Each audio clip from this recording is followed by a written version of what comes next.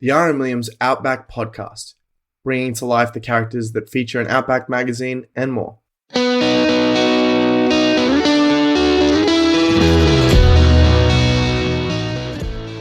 Hello there.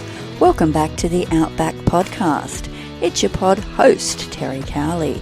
In this episode, I have a real treat for you, particularly if you're interested in photography or sheep shearing, or both. Andrew Chapman has built part of his very successful career on capturing the great woolsheds of Australia. But in my talk with Andrew, we explored so much more, including the amazing story of Andrew's life-saving organ transplant. I hope you enjoy listening as much as I enjoyed talking to Andrew Chapman.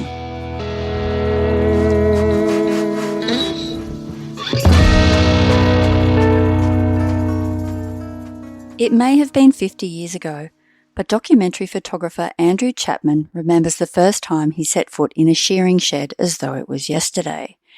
It was 1976, and the then young student was invited to a farm at Pylong in Victoria. So began a love affair with these old cathedrals of the bush that Andrew continues today, resulting in an incredible body of work. He's published 11 books, some inspired by shearing and farm life. His latest book, Fill the Frame, provides an expansive overview of an extraordinary career. We feature a photo essay from this book in issue 165 of Outback magazine, and Andrew joins me on the podcast. Hello, Andrew. Hello, Terry. How are you going? Very well, thank you, Andrew. Take me back to that shed in Pylon. It was Tom Ryan's shed at Pylon, and from memory it may have been a soldier settler shed, a very similar layout to that, but it was a small nondescript tinny, and I can remember going in there, and the great thing about it is there's small openings, like door, window somewhere, probably a skylight. But what it did is these narrow apertures created beautiful shafts of light and beautiful contrast within the shed, and I wasn't a great photographer. I mean, I'd only been photographing for 5 or so years at that point. You know, I was still on my L plates, but I got a couple of great shots because of that dramatic light. You know, I was pretty proud of those. I put them in my folio at college, and I thought, oh, that's really good. And photographers are like collectors. And eventually I went to another shed down at Mount Hess. I think that would have been the second one I went to. And I got that beautiful windmill shot, you may recall, the windmill blades coming down. I do, yes. And the old bluestone Mount Hess, which is, I think, an 1854 from memory shed, you know, classic Western District bluestone shed. And, you know, all of a sudden you've got a couple of things on a theme, and you decide to follow that theme through. And photographers are often like collectors, and I followed those themes. And the shearing, which is what I was really primarily interested in, morphed into woolsheds as well, of course. And, you know, I did quite a bit of political photography and people on the street and a few other things. I started hot air ballooning in 1993 as a passenger. You don't want me flying it. But, you know, I've built up a huge collection of hot air ballooning photos, different portraits, different things. So things fall into themes. And a lot of my other country work and landscape work came from doing the woolshed work, I guess. It morphed out of that. And you find you've got 2 or 3 shots of kelpies. You look for kelpies everywhere you go if you've got a couple. And you build on the themes. You build the great themes up. That's what I did. In our story, you say that honesty in your photography is really important to you. It's probably more important than ever to make that point. Absolutely at the moment. My photography isn't whiz bang, look at me. It's what you see is what you get photography. And I've always had that want to tell the truth in photography and to be an accurate documentarian of the times. So when people look back to 1976, they can say, you know, they were still using narrow gear back then, or when did the backswing come in the woolshed or something like that. I want it to be factual, and I don't take things out and I don't put things into photographs. just for the sake of, to make it a better photograph. If it doesn't work, it doesn't get a free ride. It doesn't feature really. Today, anything goes. We're really living in a era where artificial intelligence has made a lie look perfectly palatable to people, and that's a real shame. I mean, it's a shame for historical accuracy, but above that, it's a shame for governments. And, it's very hard for people to get to what the real truth is anymore. Seems to be. I thought we might talk about some of the images that our art directors chose from the book for the magazine. Tell us about the summer dust storm turning to high winds and heavy rain out at Weja in New South Wales. Well, I was travelling with a very good friend, Michael Silver, an express photographer, and we'd go away, and I'd been up doing some work photographing up at the Borderley, Griffith, and then we were heading north, and it was this time of year sort of thing, hot, and it was one of those really warm days, and we're driving along near Weja. I can't even recall where that is. I know roughly, and Michael had fallen asleep in the passenger seat, and I'm just crawling along. We're a little bit competitive, Anyway, I saw this storm brewing over on the right, and I thought, this is a photo. I'll just stop the car quietly and get out and tiptoe around to the boot and get my camera out. So, which I did. As soon as the door went click, Michael's eyes went open and he saw it too. And we have virtually the same identical photo, but the storm slowly came towards us across the paddock, and you could see the grey layers of cloud above and the dust being picked up by that heat as it came across. And it was, from memory, I think it was about, has it got the date on it in the magazine? I can't remember. I've got to go off memory here, but it was during the Millennium Drought anyway. And it was just such a powerful image. And, it just came upon us. And the next thing, we were covered in dust. And it rained. 2008, apparently. Yeah, there you go. My memory's not totally gone yet. No. And the beautiful portrait of the drover's wife, south of Hay, that was 2005.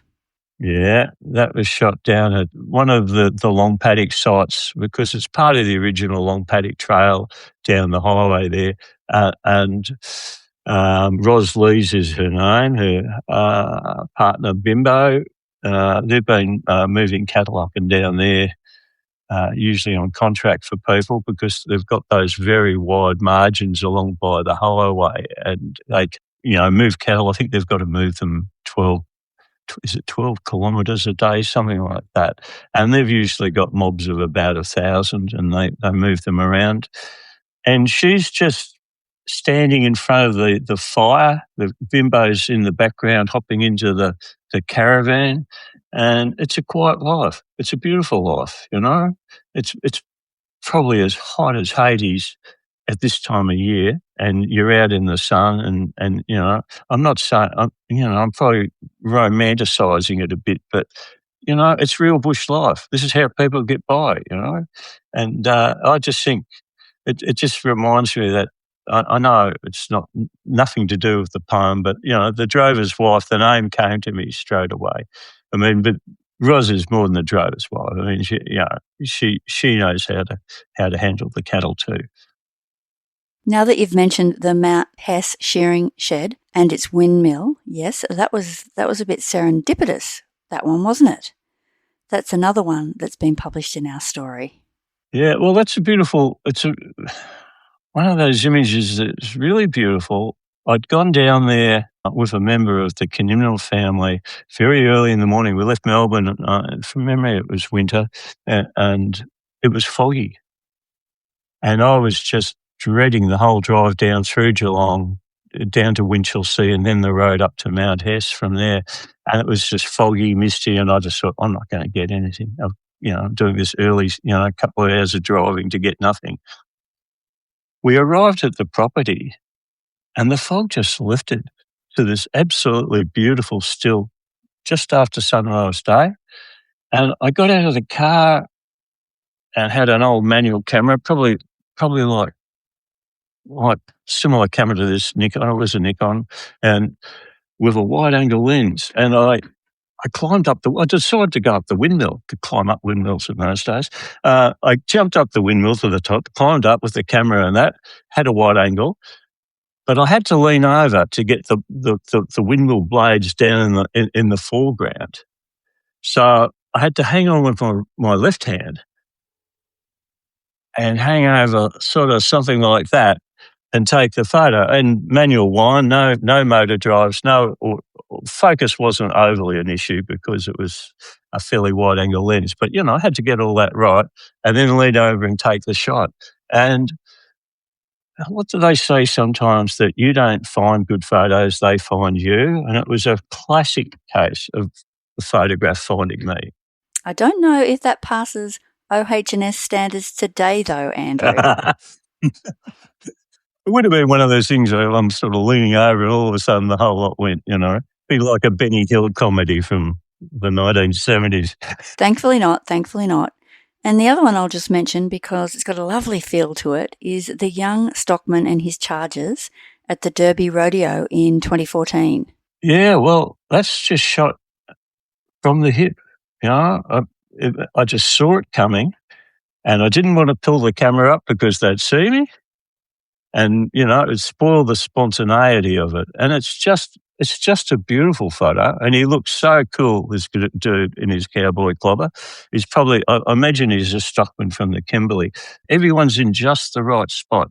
Those shots rely on a certain amount of, it's not luck because you know what you're looking for, but everyone's walking everyone's looking exactly right. And, the cigarette's out of the mouth, it looks just really, really nice. And it's an old technique of shooting from the hip. And it's, it's a little bit sneaky, but it's sneaky with a purpose of trying to be accurate. And to, I don't do that to make someone look bad. And they certainly don't look bad in that photo.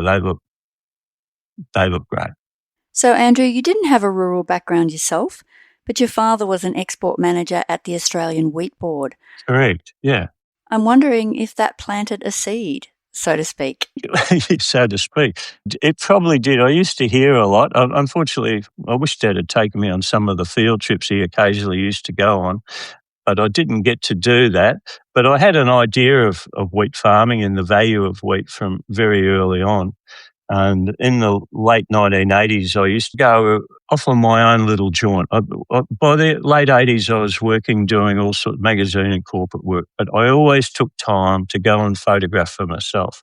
And, I'd go to particularly the Victorian wheat harvest, and then I went up around Loxton and some of those areas in South Australia, photographing the harvest and photographing the farmers, the people who worked at the silos, and just doing portraits and stuff.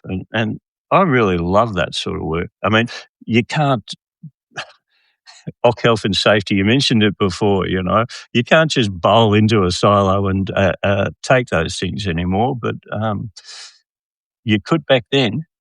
It was great. Yeah, you want to go on top of the silo, mate? Yeah, the door's open, climb up the top. You go up on the roof and look down all the trucks lined up or whatever, and nobody gave a toss about it. But then it got a little bit more serious in the 90s. So you went to art college in Melbourne and you specialised in landscape photography. Did you think that also drew you to the bush? Oh, I think so, without a doubt. We had a lecturer, John Cato, and John was into doing a lot of, he was a very successful Collins Street photographer. In fact, John's father, Jack Cato, was probably the most successful Collins Street photographer in the 1930s. And anyway, John was very much influenced by the landscape and also doing abstract landscape. So not seeing a tree for what it was, but for what it represented. He would turn it into visually, metaphorically, into something else. And that was a huge impact on me. And I'll never be half the photographer that John was, but I really enjoyed what he brought to me. And I worked on the landscape. The landscape, it can be a mess. If you look at it, it's just a mess. And you've got to try and interpret the pattern in that conglomeration of elements there and make it readable. That's the big trick. And the Australian landscape, to a large extent, is two-dimensional. It's not like going down to New Zealand and there's mountain backdrops everywhere, big mountain backdrops. Occasionally there's some hills and there are things, but most of the time, particularly Western New South Wales, lots of Queensland, it's just two-dimensional. So if you can't get any height, you've got to make something out of it to make it work. And one of the key things you would use in that situation, Terry, is clouds. Whenever there's clouds around, I'm looking for what's around to photograph with the clouds because it helps fill out that landscape to me. So long as there are not too many clouds. As long as there's not too many clouds, no. Lately, in the last 4 or 5 years, I've been using drones a little bit, and it's like TV. You don't see a TV series without a drone shot anymore. There's very few series, whatever your favourite series is, there'll be a drone shot in it. And, it's part of a photographer's armoury now to have a drone. And I've been doing a lot of woolshed work with the drone lately. And there's a couple of shots there that I've taken that I just couldn't get. No, it is a unique perspective. Yeah, no, it's very much a unique perspective. So after art college, I believe you started working at the Melbourne Times, which I don't even think I've heard of. Well, the Melbourne Times was a suburban newspaper, so it covered the city itself. I left there, went back, finished my degree, and then in 1981 I started working on the Dandenong Journal of the Frankston News, and I was working with other photographers. And my boss at the time, Stuart Pemberthy, he took me under his wing and he taught me how to bounce flash, and he taught me a whole lot of stuff. And he had started in newspapers in 1948 on The Age and the paper called The Leader. But he taught me some wonderful things, as a photographer. And I progressed pretty quickly there. And by 1985, I'd gone out on my own and was doing a magazine and a bit of corporate photography for the State Bank and the Victorian Automobile Chamber of Commerce, because that's what paid the bills at the time. Beyond it all, I just loved taking photos for myself, So it was almost like, what do you want to do when you go home? Oh, I want to take a photo, please. And, I still do. Here I am, I'm approaching 72. I'm virtually retired. Well, I am retired. I keep telling myself I'm not. But, I'm still photographing. I did 3 portraits in the last 3 days.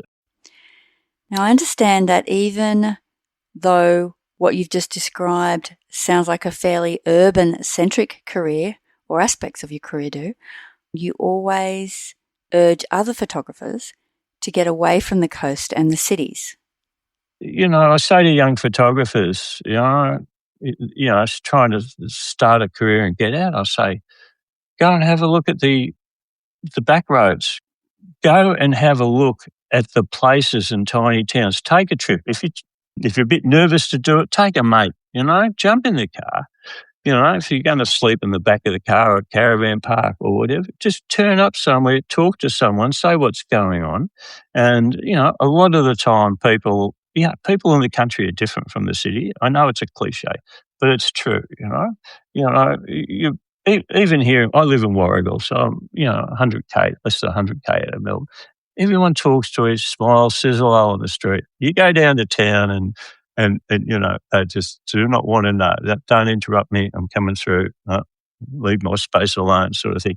And I love going into the country and just meeting people. Everybody's got a story. And if they know you're interested, they're very happy to open up to you with that story, I find.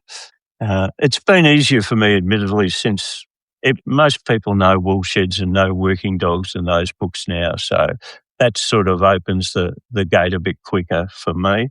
But very rarely do I encounter someone who says to, get out, or probably stronger language than that. Very rarely. But I'm not saying it's never happened, but most of the time People want to know about you, want you to come in, want you to have a look. Some beautiful times happen there. I mentioned that your latest book is featured in Outback, but you've been featured in Outback many times because the rural work that you've done is just very much in our wheelhouse. I remember one project you were involved with. It was the Beyond Reasonable Drought project. That was shot over late 2000s. We had 50 photographers and people were concerned about the drought, and we'd just have a thought bubble come out and go, why don't we go and do something about this? And we just went and photographed the drought and did that as a show. And then I had made some contacts with the library at Old Parliament House, and they decided they wanted to do it. I'd just done a book with 5 Mile, and they said, "Have you got any other ideas?" I said, "Well, we've got an idea for a book on the drought," and they did that, and that was very, very successful. We didn't make any money out of it. We did it as a fundraiser for rural women, and I think they made some money out of it. It was great fun, and again, a lot of those photographers that I encouraged into it, they often did some of their first trips right out to places. We did a couple of projects at St Arnaud.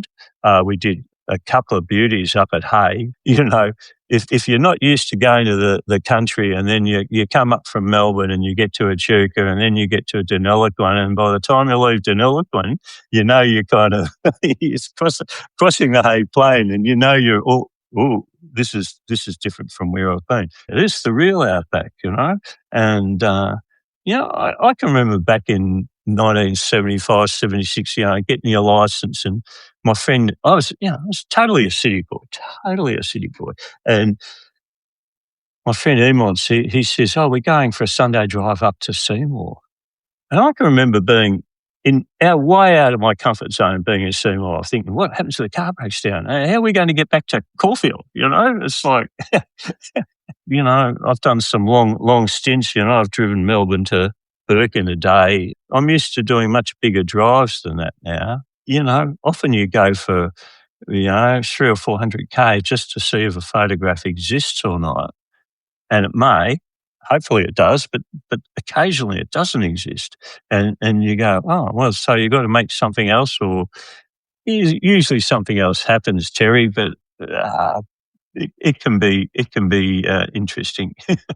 Now, you've mentioned a couple of your different books, and the Mallee book was one of the ones that I remembered more recently because I think Outback might have featured that as well. We can't do justice to all of your books. I think people should probably go to your website and have a look at the amazing number of books that you have done. But of course, you're sitting there in an interesting T-shirt that alludes to transplants, human transplants. Maybe you can tell me a bit about how that sort of segs into something really incredible that you went through in 2011, which was you had a liver transplant, you documented transplants, and then in time you came to work with those same people to get your own transplant, which is an incredible story. Well, in 1994, I was working for Time magazine doing an article on open heart surgery, and because of the AIDS crisis, a lot of blood supplies around the world, particularly in the United States, weren't seen as secure. But Australia had very good blood supply quality assurance. So people were coming here for surgery. A lot of people were coming down from Malaysia, Singapore, Thailand, and it was quite a big story. So I went down to the Austin Hospital to photograph this story, and I just found it amazing. This is what I love, and I'm sure as a journalist you found these things too. There I am standing there looking into a human heart.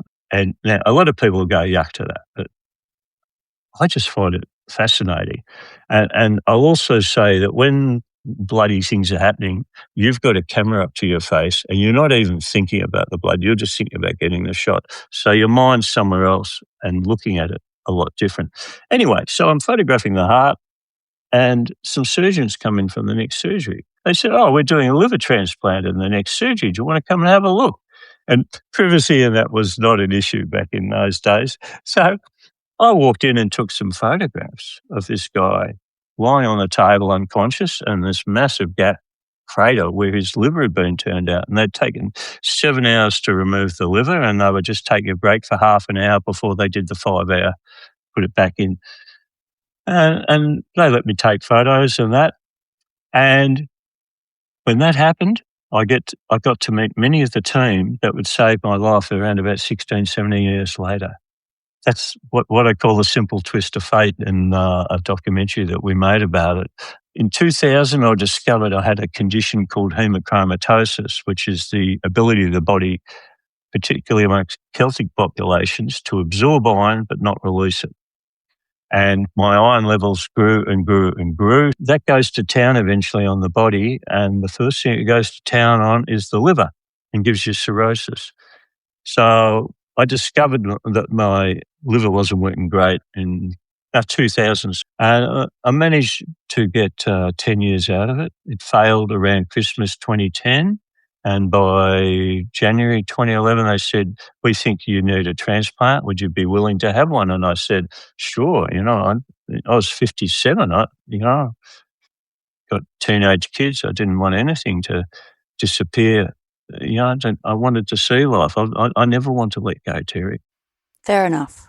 So I gradually declined. I was sent over to the Austin Hospital in Melbourne. My health declined. Eventually it got so bad I was put into an induced coma with 5 days left to live, of which I remember nothing of that bit. I remember them calling a code blue, and that was it. And that could easily have been, could have been my last memory before I died. I hope this is not upsetting to listeners, but this is what happened to me. It's probably a good news story for me. It's not probably a good news story for someone who also passed away at that time, but that person's loss of life allowed me to have a new life. I received someone else's liver, and it took a long time for me to get better. 3 months in hospital. When I came out of the transplant, I couldn't walk. I didn't know how to stand up. All that muscle had just dissipated and gone. So there was a lot of rehabilitation, but I just wanted to get back to doing what I was doing. I wanted to get back to being a photographer, and one of the first things I did when I was well enough to sit up in bed was finishing off some writing for Woolsheds. I had probably 85% shot. Then I had to write it. And I hadn't gotten the Western Australian sheds done. So I told the surgeon I needed to drive over to Western Australia. He said, "Well, we'll see about that." And that never happened. And unfortunately, my good friend Michael Silver went over and did the Western Australian sheds for me for that first time for the book. Late 2011, it came out.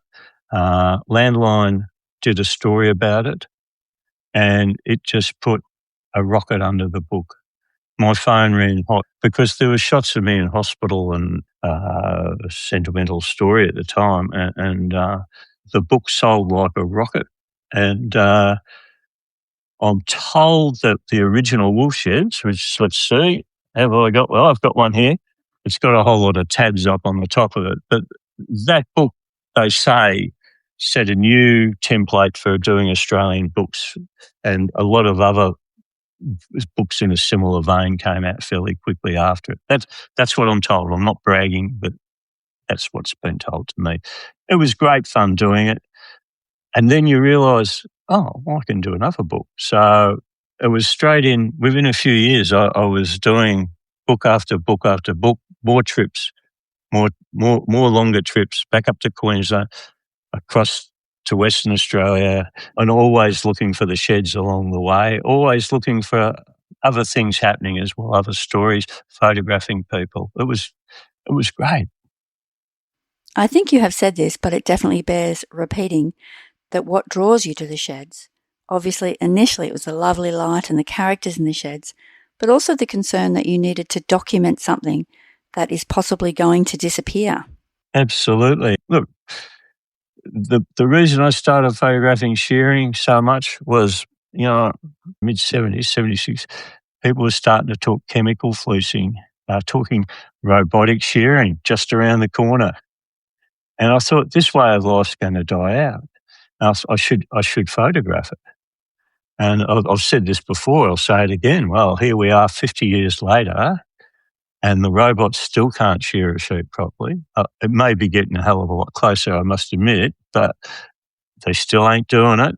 And I don't think the chemical, you can probably tell me how chemical fleecing's going. It's probably not going that well.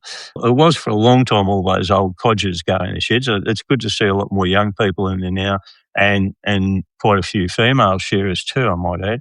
But it's still the same old method. Okay, they're using wide combs now and they've got slings, but it's basically arse up, head down, work like a dog. And, nobody works as hard as a shearer, Give me a job in Australia where someone's putting that much energy in, over a total of 8 hours, 5 days a week, There's no one doing it like that.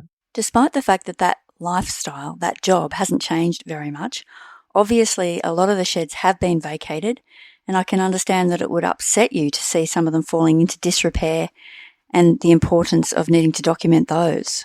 Absolutely. And some of the grand sheds, some of the original sheds that were there from probably blade days, running, 50 plus shearers. And those ones, some of them that are still going, got like 4 operating stands within them, but they've got great shedding capacity. And a lot of them are just a bushfire or a storm away from blowing away. Nobody's getting up and nailing down that loose sheet on the roof of iron. And so it's just banging away. And one day the right angle of wind comes through and off it goes. People get rid of them. A lot of sheds went when everybody went from sheep and wheat, and they went straight to wheat because there was so much more profitability. They knocked down all the paddocks, all the small paddocks and these super paddocks, knocked down the shed and kept going. And then they're gone, And there's only so many sheds you can hold on to for tourist attractions. They've got to be near a highway. Shear Outback at Hay, for example, bought the old Murray Downs shed from Swan Hill and bought it up and restored it. Toggenmane's being restored. What a great shed that is, Yes, we covered that. Yeah, and there's a couple great others along the way. I think there's the potential for a historic woolshed circuit for people, come next month or two. All the oldies are out on the road with the 4-wheel drive and the caravan and they're moving around and they want to see some of the real Australia. Well, you go to Toggenmane. There's a number of sheds up the road, but you can go down to Shear Outback. Of course, you can go out to Mungo, and one of the prettiest little sheds is the Golgol shed that was built by the Chinese on the way to the goldfields. That's a really historic little shed. They could make that tour and it would be a fantastic way to camp out, spend some time looking at these great bits of Australian history.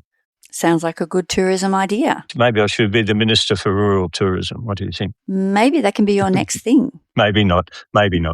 So I was going to ask how your health is now and what your future plans are, Andrew. I'm 72. I've since had a second transplant. I had a kidney transplant. Yes, 5 years ago, and my oldest daughter was very, very kind and gave me one of her kidneys. Really? Wow. So that was a really big thing as a father to accept, as you can imagine. Yeah. Father and daughter are both doing really well, which has been great. But the anti-rejection drugs I've had a radiation treatment on my head and I've got blood clots in my legs, so I don't walk properly. So I'm just trying to stay upright, really, and I cycle and I swim regularly, and my aim is to just keep going. I'm hoping to photograph a heart-lung transplant this year as part of an extended essay. Remember I said we're like collectors at the beginning of the podcast? I've been photographing transplants. I've photographed 3 liver transplants, photographed a kidney transplant in the last couple of years. We do this for Donate Life. And one of the major hospitals in Melbourne has approached me and asked me to do a heart-lung transplant. So hopefully I can do that. I've also done corneal surgery as well to photograph it. Most of the things I've photographed have had happen to me. I didn't have corneal surgery, but I had some very heavy surgery on my eyes for a while. So I've got sort of lived experience, as they say, in this matter. But as I said, this is what I love doing. It's not a job really. It's just what I love doing. And I want to be photographing as long as I can with as many projects as I can. I would love to do a big wool shed book, like maybe a best of wool sheds, because although I've done wool sheds volume 1 and 2 and around the sheds, I've shot a hell of a lot of new stuff in the last few years, and I think there's room for it. It just depends if there's the publishing market for it, I guess. The images are pretty well there. Maybe that'll happen. Maybe it'll happen. Watch this space. A photo essay of Andrew's work, as I said earlier, appears in issue 165 of Outback magazine. That is, of course, a bit of a teaser for Andrew's new book, Fill the Frame, published by 10 Bag Press. Thank you so much for being on the podcast, Andrew. Oh, that's a pleasure, and I'm always happy to be working with you at Outback. You've been very good to me over the years and always easy to get on with, which is important. As you have been too, Andrew. Thank you. We appreciate that. Thank you very much, Terry. Bye. Hello, it's Terry back in your ears again. If you'd like to know more about Outback Magazine or you'd like to get in touch with us, it's all at outbackmag.com.au. We'd love you to subscribe to the magazine so we can continue to do what we do, including this free podcast. This podcast is hosted and produced by me, Terry Cowley. Editor-in-Chief is Mark Muller. Original theme music by Isaac May.